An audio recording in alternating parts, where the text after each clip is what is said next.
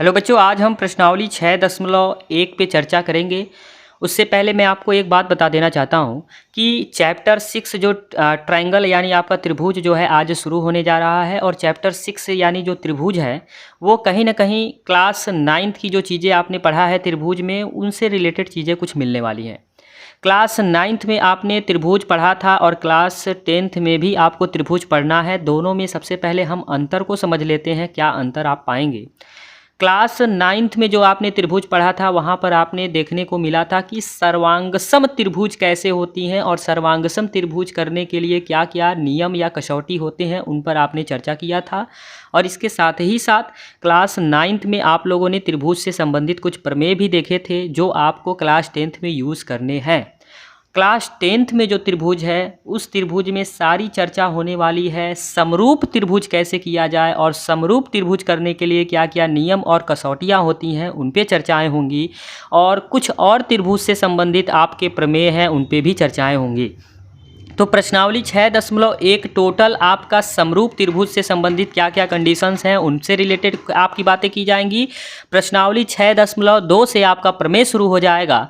तो आज केवल हम त्रिभुज से परिचय या फिर कह सकते हैं कि समरूप त्रिभुज से संबंधित कुछ ऐसी बातों पे चर्चा करेंगे जो कि क्वेश्चन से ही निकलेगा उसका आंसर भी। और प्रश्नावली 6.2 जब कल शुरू करेंगे तो आपको डेली 1 या 2 प्रमेय अपलोडिंग मिलेगा और साथ ही वीडियो भी अपलोड मिलेगा। तो आज मैं बस आपको ये कहना चाह रहा हूँ कि प्रश्नावली 6.1 या फिर कह सकते हैं क्लास 10th का जो त्रिभुज है वो टोटल समरूप त्रिभुज पे आधारित है। अब थोड़ा सा मैं बता देता हूँ आपको सर्वांगसम और समरूप में क्या बातें होने वाली हैं। सर्वांगसम और समरूप में आकृतियाँ आपकी समान होनी चाहिए। पहली बात तो आप ये दिमाग में बैठा लें, आकृति और आकार दोनों में समान होता है। यानी अगर आप बात करें त्रिभुज की तो अगर 2 त्रिभुज को सर्वांगसम करना होता था तो आपने क्या देखा था कि 2 त्रिभुज को सर्वांगसम करने के लिए दोनों त्रिभुज समान आकार के होने चाहिए, समान साइज होनी चाहिए आकार, और साथ ही साथ आपके समान शेप होने चाहिए, समान आकृति भी होनी चाहिए। अगर आकृति समान है, आकार समान है और उन आकारों के मध्य बना कोण जो है वो भी अगर डायरेक्टली समान है तो आप कहते थे कि दोनों त्रिभुज आपके सर्वांगसम होंगे। सर्वांगसम करने के लिए टोटल हमने मुख्यतः 3 जो है कसौटियाँ या नियम पढ़े थे। SAS जिसे हम बोलते हैं भुजा कोण भुजा, SSS भुजा भुजा भुजा, या ASA कोण भुजा कोण। इन्हीं पे आधारित तो आपके कुछ एंगल को S जो है या फिर S एंगल या फिर SS एंगल, इस तरह से आपके टोटल बन जाते थे टोटल। तो त्रिभुज को सर्वांगसम करने के लिए समान भुजाएं होती थी और समान कोण होते थे। CPCT जिसे हम बोलते थे, CPCT या फिर सर्वांगसम त्रिभुज के संगत कोण जो है या संगत भुजा आपस में बराबर होते हैं। लेकिन जब समरूप की बात होगी तो समरूप में आप एक बात ध्यान दीजिएगा कि अगर 2 त्रिभुजों को आपको समरूप करना है तो आपके आकृति भी समान है, आकार भी समान है इसमें भी। लेकिन अगर आकार असमान है तब भी वह दोनों त्रिभुज समरूप होंगे। जैसे अगर आपके पास एक छोटा समबाहु त्रिभुज है जो 2 सेमी आकार का है और एक और समबाहु त्रिभुज है जो 4 सेमी आकार का है, तो अगर इनमें भुजाओं का अनुपात अगर आपस में बराबर हो जाता है, देखिए समरूप त्रिभुज में तो डायरेक्ट कोण आपस में बराबर होने चाहिए, लेकिन अगर भुजाओं का अनुपात आपस में बराबर आ जाता है तो दोनों त्रिभुज आपके समरूप होंगे। और सभी समरूप त्रिभुज सर्वांगसम होते हैं। ये पॉइंट आप याद रखिएगा कि जब भी मतलब 2 अगर त्रिभुज को आप समरूप कर रहे हैं तो वो तो सर्वांगसम होने ही होनी है। यानी कहने का मतलब ये हुआ सीधे सीधे कि सभी सर्वांगसम त्रिभुज समरूप होते हैं। यानी जो भी सर्वांगसम त्रिभुज आप करते हो वो समरूप भी होते हैं, लेकिन सभी समरूप सर्वांगसम नहीं होते हैं। ये बात आप ध्यान दीजिएगा। तो आज चलिए शुरू कर देते हैं प्रश्नावली 6.1। बाकी कल से प्रमेय और जो है आपका प्रश्नावली चलता रहेगा। और चैप्टर 6 जो है आपके बोर्ड एग्जाम की दृष्टि से बहुत ज़्यादा इंपॉर्टेंट है, इस बात को आप ध्यान दीजिएगा।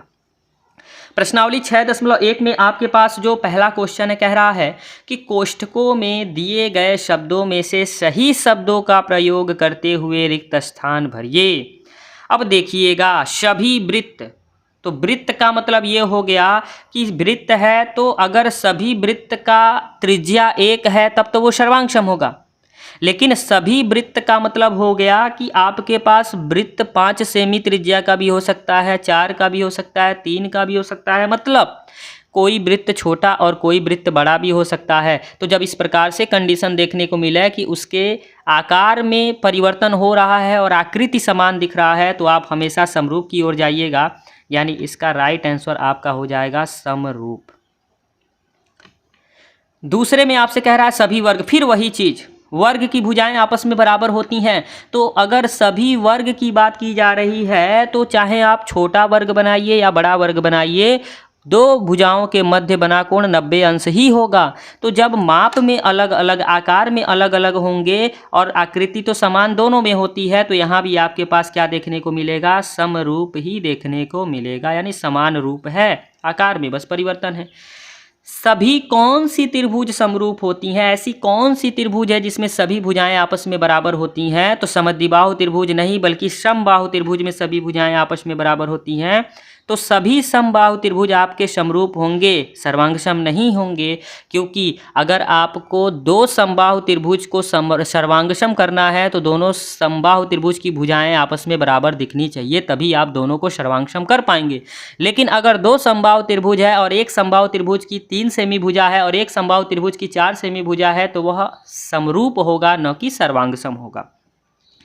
चौथा कह रहा है कि भुजाओं की समान संख्या वाले दो बहुभुज समरूप होते हैं यदि उनके संगत कोण, देखिएगा संगत कोण दोनों में बराबरी होता है। संगत कोण आपका सर्वांगसम में भी डायरेक्ट बराबर होता है और संगत कोण आपका डायरेक्ट बराबर होता है समरूप में भी, तो यहां पर आपका बराबर आ जाएगा। ठीक है, संगत कोण क्या होते हैं, बराबर, और संगत भुजाएं समानुपाती होती हैं। समानुपाती का मतलब है समरूप में भुजाएं आपस में बराबर नहीं होती हैं, समान अनुपात में बराबर होती हैं, जबकि सर्वांगसम में डायरेक्ट यानी तुरंत संगत भुजा आपको बराबर देखने को मिलेगा। तो ये तो बात होगी पहले क्वेश्चन की। जस्ट इसके नीचे दूसरा क्वेश्चन है, उस पर भी हम चर्चा कर देना चाहते हैं।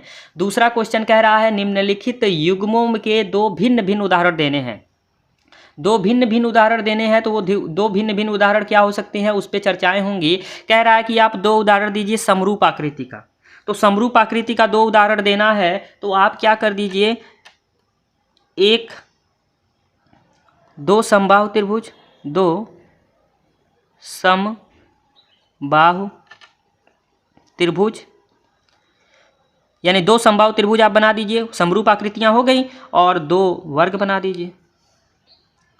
आपको भिन्न भिन्न उदाहरण देना था, तो दो समबाहु त्रिभुज हो गया और एक दो वर्ग हो गया, बस यही आपका आंसर हो गया। क्योंकि वर्ग में सभी कोण आपस में बराबर होते हैं डायरेक्टली, समबाहु त्रिभुज में भी सभी कोण आपस में बराबर, सभी कोण आपस में बराबर चाहिए, बस भुजाओं का अगर माप अलग अलग है तो बस वो हो जाएगा, क्योंकि भुजाएं यहाँ पर समान अनुपात में बराबर होती हैं समरूप में। दूसरा, ऐसी आकृतियां जो समरूप नहीं है, तो समरूप नहीं में तो एक समबाहु त्रिभुज ले लीजिए, एक समबाहु त्रिभुज और एक समकोण त्रिभुज ले लीजिए, एक समकोण त्रिभुज। जब दोनों की आकृति समान है, आकार नहीं है, क्यों, क्योंकि समबाहु में सभी भुजाएं बराबर होती हैं और समकोण में क्या होता है, एक कोण 90 अंश होता है, तो यहाँ 90 अंश होता नहीं है, तो ये दोनों क्या होंगे, समरूप नहीं होंगे। या फिर आप एक वर्ग ले लीजिए, एक वर्ग और एक त्रिभुज। जब दोनों की आकृति समान नहीं है तो वो दोनों समरूप नहीं होंगे। इस तरह से आपके दो उदाहरण इसके भी हो जाएंगे। इस प्रश्न का ये आंसर हो गया। अब क्वेश्चन नंबर 3 बचा है, देख लेते हैं उसको, क्योंकि ये प्रश्नावली 6.1 में केवल 3 क्वेश्चन है। इन तीनों क्वेश्चनों को बस देखना था। तो 2 क्वेश्चन हमने देख लिया, एक क्वेश्चन और बचा है, उसको जल्दी से देख लेते हैं। कह रहा है बताइए कि निम्नलिखित चतुर्भुज समरूप है या नहीं। अब ये बताइए कि समरूप में हमने कहा कि संगत कोण आपस में बराबर होंगे, जैसा कि सर्वांगसम में भी संगत कोण आपस में बराबर दिखते हैं, वैसे समरूप में भी संगत कोण आपस में बराबर दिखेंगे। बस भुजाओं का अनुपात आपस में बराबर होना चाहिए। तो यहाँ पर भुजाएं देखिए, 1.5 का दूना 3, 1.5 का दूना 3, 1.5 का दूना 3, 1.5 का दूना 3। तो ये तो समान भुजाएं समानुपाती रूप में है, यानी दोनों आकृति जो है, यानी दोनों चतुर्भुज की भुजाएं समान अनुपात रूप में है। ये तो क्लियर हो गया, समरूप को फॉलो कर रहा है। अब बात कोण की आती है, तो इसमें 90 अंश है, इसमें 90 अंश नहीं है, या तो 90 अंश से कम है या 90 अंश से अधिक है। तो जब समान कोण नहीं मिल रहे हैं तो कहेंगे कि यह चतुर्भुज समरूप नहीं है, यह चतुर्भुज समरूप नहीं है। क्यों नहीं है? क्योंकि इनके कोण समान नहीं हैं। यही आपके आंसर हो जाएंगे। बस आपको बताना था कि समरूप है कि नहीं है। आपको एक बात और बता दें, अगर किसी चतुर्भुज में सभी भुजाएं आपस में बराबर होती हैं और दो भुजाओं के मध्य का कोण 90 अंश नहीं होता है तो वह आपका समचतुर्भुज होता है, जिसे रोम्बस कहते हैं।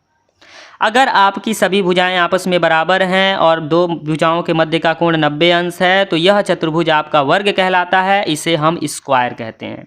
तो ये बात आप याद रखिएगा। एक छोटा सा पॉइंट था जो कि आप अगर जानकारी रखते हैं तो बहुत बेस्ट रहेगा।